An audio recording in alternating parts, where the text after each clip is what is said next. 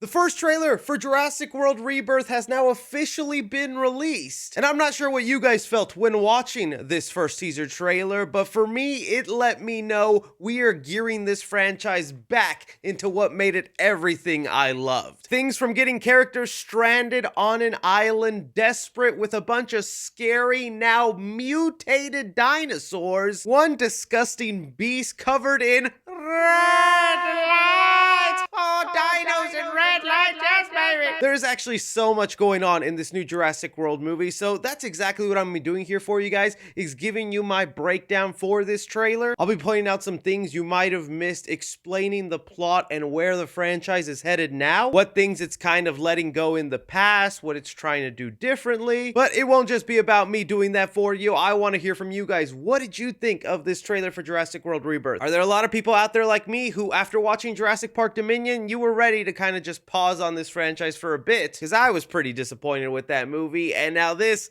has got me back to feeling excited for some Jurassic Park. All right, so going into this trailer, thankfully the day right before the trailer dropped, there was a Vanity Fair article, and this was done with the cast and crew of Jurassic World Rebirth, and just dumped a whole bunch of information about this movie. So as I talk about this trailer, this is mainly where the information about the movie is coming from. So kicking things off with the start of the trailer for Jurassic World Rebirth, we are actually inside a museum, and we get a mimicking shot of an iconic scene in the Jurassic Park franchise, the dinosaur banner falling down. And while that's not just a clever Easter egg, it turns out dinosaur museums and dinosaurs in general have lost their popularity in our world. You have to remember, it got to a point in the Jurassic Park universe that people were freely able to go to this island and see dinosaurs like zoo animals. And although, yes, after a couple of movies, dinosaurs ended up everywhere, by the time we get to Jurassic World Rebirth, a lot of those dinosaurs have now died off, mainly because our homeland conditions aren't really meant for them. And then the ones that haven't died off have been captured and put in more isolated areas. So yeah, that entire trilogy of building to a world of dinosaurs everywhere,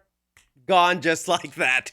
Great job! That'll still be one of the most historical fumbles of this franchise. I can't believe they ended up doing nothing with that. But this is then where we're introduced to our two new leads for this franchise, Scarlett Johansson and Jonathan Bailey. Scarlett Johansson will be playing Zora Bennett, and Zora Bennett is kind of this muscle for hire that is meant to protect Dr. Henry Loomis, Jonathan Bailey's character, who are being sent out to these islands so that they can extract dinosaur DNA for a possible human cure to heart disease. The DNA is also going to have to be extracted from the largest land, sea, and air dinosaurs. Another really interesting thing that was mentioned about Dr. Henry Loomis in this character is that he has a connection to Dr. Alan Grant. It's said that he's been trying to impress him, and that we'll find out this connection in the movie. This again is bringing up those really old Jurassic Park fan theories that this kid that Alan Grant has an interaction with is going to end up being this doctor, and before it was this doctor, everybody believed this was Owen Grady, Chris Pratt's character from the last Jurassic Park trilogy. We'll have to wait and see what that connection is, but anytime they can pay some love to Alan Grant,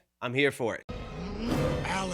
That then gives us a look into the other team members that'll be part of Zora's task force. Mahershala Ali, not playing Blade, playing Duncan Kincaid. Boy, if you ever talked about a name that screamed 90s muscle man, it's Duncan Kincaid. But it looks like he'll be their guide for where they're headed to in this new island that we've never really been to, that turns out has an extremely dark secret by InGen, the scientists and company who were cloning and making these dinosaurs for the Jurassic Parks. It looks like the specific island they landed on was the original testing ground where they were making dinosaurs, and all the dinosaurs that were too scary or malfunction to be part of the park for the public got left behind here. And that right there is the craziest, funnest little idea for Jurassic Park that instantly sold me on this movie. I was really worried about, where do we go now in the series? You just botched dinosaurs everywhere. What could be the possible next story you do that gets me invested? And now,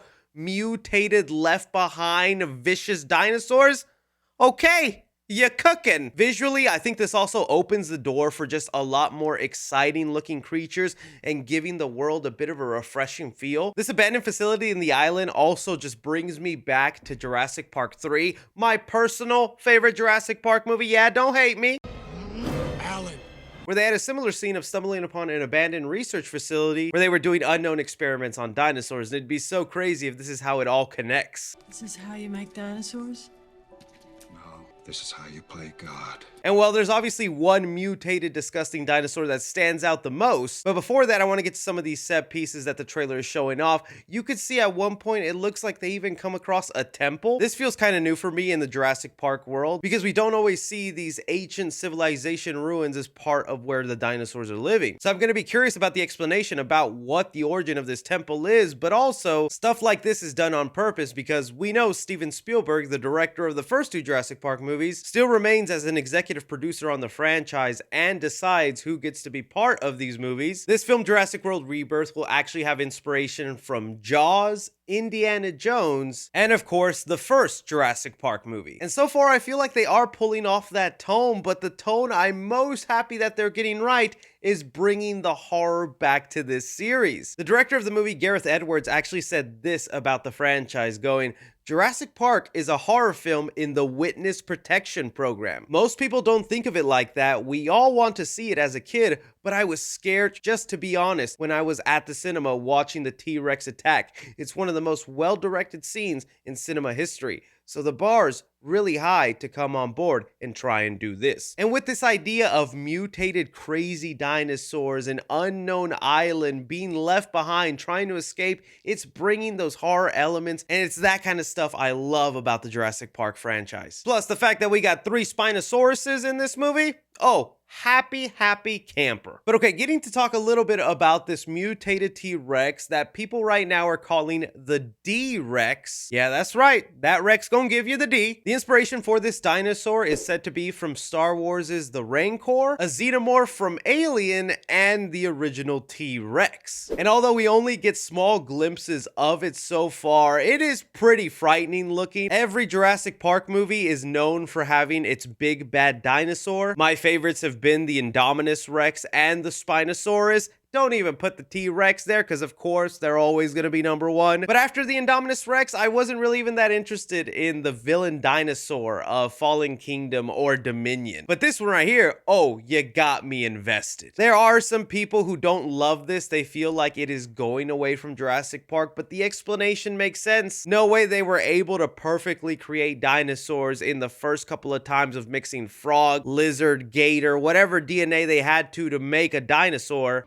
We used the complete DNA of a frog and complete the code. And now we can make a baby dinosaur. There had to have been a failed couple of times, and this is the result of letting those failed experiments live for many years. Last 2 big things to mention about this movie that are pretty important is 1, we now know which scene from the original Jurassic Park movie is finally going to be used in this film. They mentioned this a couple of weeks back that David Koepp and Steven Spielberg had an idea for a scene in the first Jurassic Park movie that was in the original novel that they didn't get to use, and now they used it here. And it's a river scene of a T-Rex swimming trying to go after some people. Thank goodness it's not the compies eating a little baby. And the last major thing is you'll notice some people that feel slightly out of place from the crew. We get a shot of a father with his little girl and either his wife or older daughter, and well, these will be characters that accidentally get stranded on this island, and Scarlett Johansson's team ends up taking them in, protecting them while they all try to figure out a way off this island. This really sets the movie up for a high body count, which the cast and crew mentioned in this interview. There are going to be a lot of deaths in this movie, and I'm like, freaking finally, man. If it wasn't the villains dying, it was the random secretary dying in the last movie. I want to go back to that feel of a giant group of people, and then there's slowly less and less of them. That's what makes a Jurassic Park film exciting. But anyways, that is the trailer for Jurassic World Rebirth. I am so in for this movie. I am excited. I cannot wait to see this thing go down. Tossing it off to you guys. What did you think of the trailer for Jurassic World Rebirth? Anything, everything, be sure and leave me your thoughts down below. But as always, my name is Chris.